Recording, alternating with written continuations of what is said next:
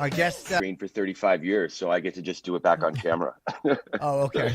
Yeah. No, man, it's been amazing. And by the way, that intro with Back to Black reminds me of my high school days. I was on a wrestling team in high school, and we used to travel in this travel school bus with our hoods on, like our little ECR wrestling team hoodies and we'd be cranking Back in Black and marching off the bus and heading into the wrestling tournament. So it's funny that it's a little bit of art imitating life on the show. All those songs and all that's happening on the show is a little bit of a piece of my history. And were you a good wrestler in high school? Like, was that something you just did, or did you have like a future with it? No, I was a really good wrestler in high school. I was I think in my city meet ranked second in the city. And a funny story about my wrestling, my final wrestling tournament, which is really funny, is I was down. It was like the same thing in the Karate Kid where you go through the tiers and you see the board and it breaks down to the final two guys. So it's the final two guys is me and this other kid. And so I spot him. I know I got to wrestle him in like an hour. So I'm spotting him in the gym in this high school gym. And I'm almost tracking him, following around, intimidating him, trying to psych him out, get in his head. And this goes on for a while. He's more and more uncomfortable. He keeps moving seats. I think I got this guy. I'm under his skin. Then they call us out into the mat and I'm watching this guy and I'm like, all right, game's on, ready to go. And he doesn't move. That guy doesn't move. And somebody else comes out.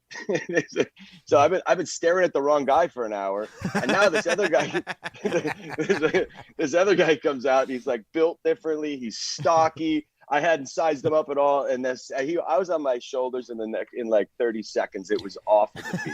So it was a sign of things to come, in the Karate Kid, and he took the crane kick. So I was a really good wrestler. I love wrestling. Wrestling was great conditioning. I was really wiry. I wrestled 112, 115, and then 119 in high school. So I was real skinny, but I was liver. My dad was a wrestler. My uncles were wrestlers. So I enjoyed it. It was great conditioning. The football players would come in after playing football and they couldn't hang with the conditioning. It was just great. In fact, that's what got me. Yeah. I think the wrestling is what prepared me to be able to handle the martial art training that I was headed for without knowing it, And you also, I was going to ask you too about when you were younger. Was acting something you looked at because I know your dad directed the Tonight Show, and like, is that one of those things where you're like, that's what I want to do because it's kind of like in the family, or is it never occur to you when you were younger? I was always it was always incubating in me. It wasn't something like when I graduated high school, I didn't go to acting school to become an actor. I went to film school to become a filmmaker. I loved acting. I always thought that would be fun. I was doing commercials. I would watch movies and see somebody that I could do that. I want to do that. So yeah, it was always in my heart to do, but it wasn't something I was aggressively pursuing. I didn't go to New York and acting, drama, stage school, all that stuff. And I just went to film school and then got the Karate Kid. And then my career was, what happened after that, it was launched out of that, but I always wanted to do it. I was surrounded by it in my life. My dad was a director and an AD. So I grew up on sets, literally. And it was something very natural. It was like, if it was a very natural thing to want to do, but I was never wowed by it. I was never like, oh, I want to do that. It was just like, that looks fun, and I could do that, and now I hold it the same way. I hold it loosely. I always say that, but I hold it very loosely. I hold it like, take it or leave it. I have to have that attitude with it, and then put my heart into it when I'm working. When you, after Karate Kid, you kind of went on a run of being an asshole in like 80s movies. When you start being cast that way, are you like, it was one thing in Karate Kid, but now it's, just one of the guys and like all these other iconic movies. But are you wondering, like, they keep casting me as an asshole? Do they think I'm really an asshole? Like, is it like, what do they think of me?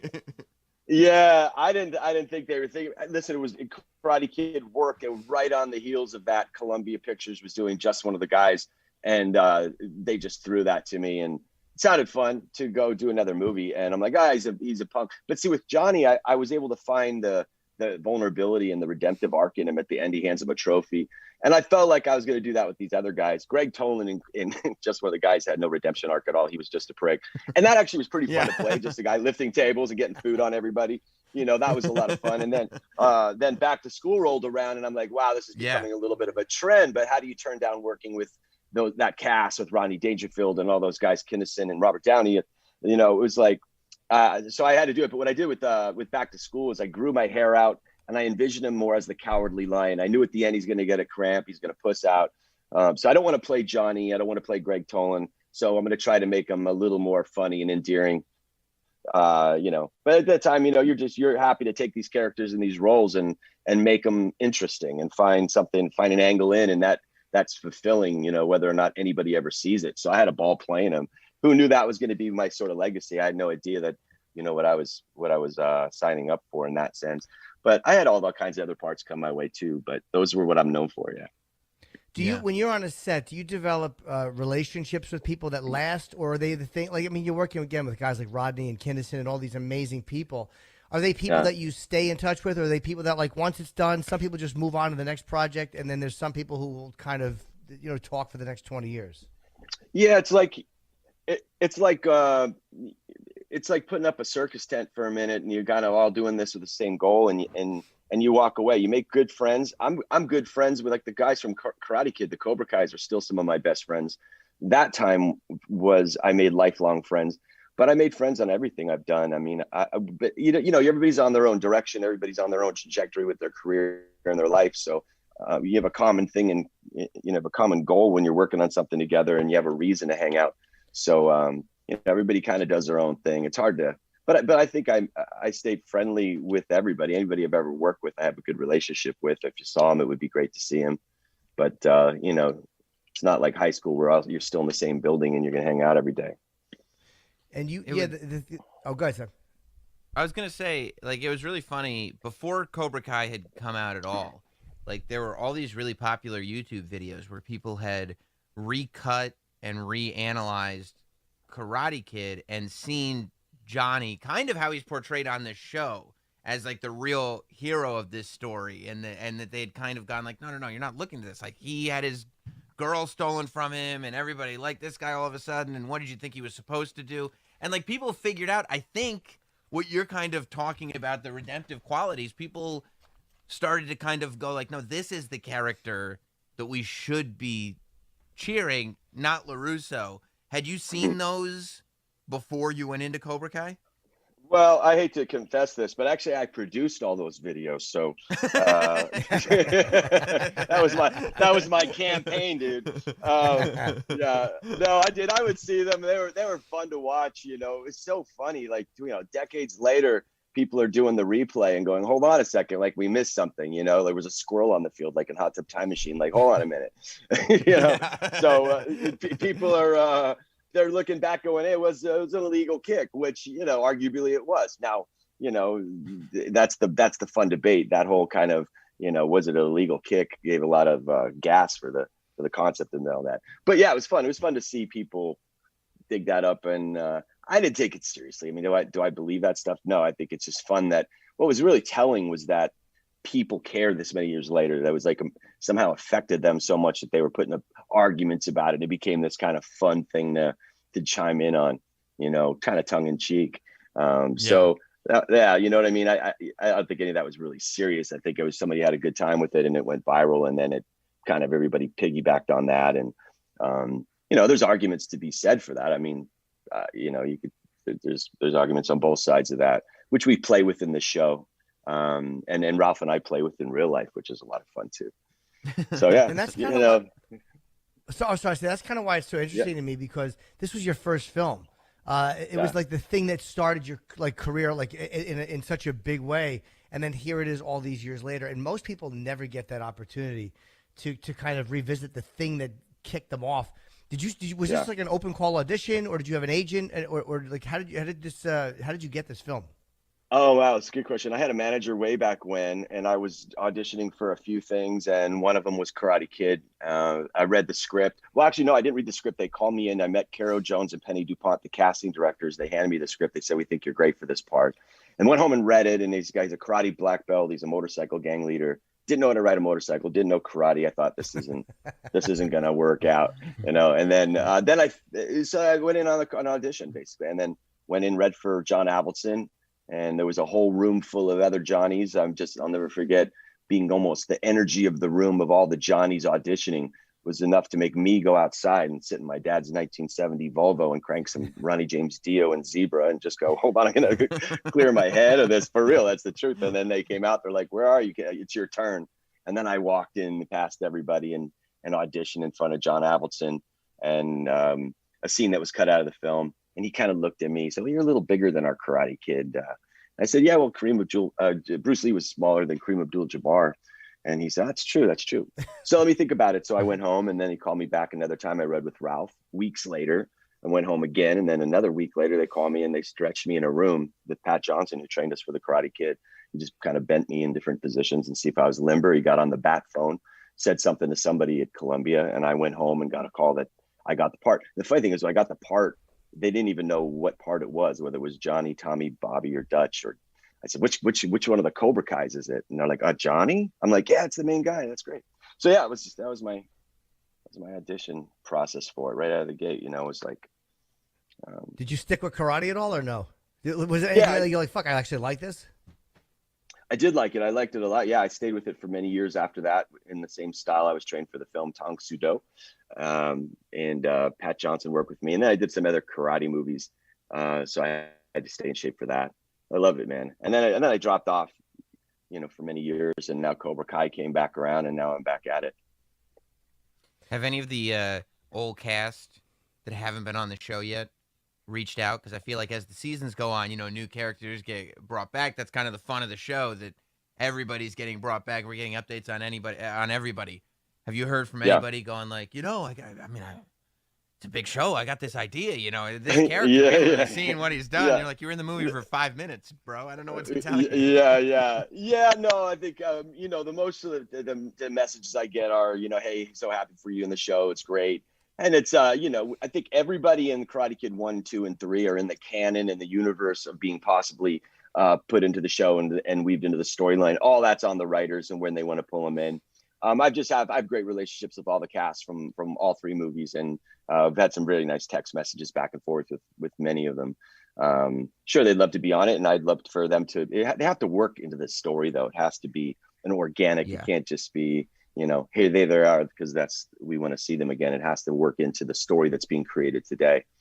So how mind blowing was it when the show launched on Netflix? Because it was out on YouTube. And it was like popular, like people liked it. Yeah. Like people were talking about it, people liked it. It was the whole thing. But man, once it showed up on Netflix, it got huge. Like it became like one of the biggest shows in television, really. Was it mind blowing just that how big that transition was? Yeah, truly. I was excited when Netflix picked it up because YouTube couldn't continue with the show. They stopped doing scripted shows. So we were all of a sudden homeless for maybe 6 to 8 months, and we didn't know if we had anywhere else to go. Sony was shopping it around. YouTube gave them the license to go ahead and try to set it up somewhere else and bring season 3, which was already shot, and sell it to somebody else. So we had, season 3 was in the can. All YouTube had to do was click a button, and season 3 was live and out. And Sony's like, wait, we got to keep that pressure and let us set it up somewhere else. And if we can get a buy, they can release it fresh and pull the audience. So we're not starting kind of goofy foot a year later. So so we were on the phone with Sony, Jeff Frost over at Sony, keeping us posted on how that was going. And it looked like there was some contenders, and Netflix kept taking the lead. And all of a sudden, boom, we got the call that they're making the deal with Netflix. It's happening with Netflix. Just that alone, just hearing that it's going to Netflix, you suddenly feel like you got pulled out of the ocean with, dripping wet, saved, going, all right, thank you. And so I was happy just to see it in the comedy section. Like, it's going to be great. It's going to be in the comedy section. It'll probably be in the family section. And, just the idea of that. But when it did come out and it blew up the way it did, and there it was trending in #1 and then worldwide, nothing could have prepared me for that. And it was thrilling and exciting. I still haven't quite got my head around that.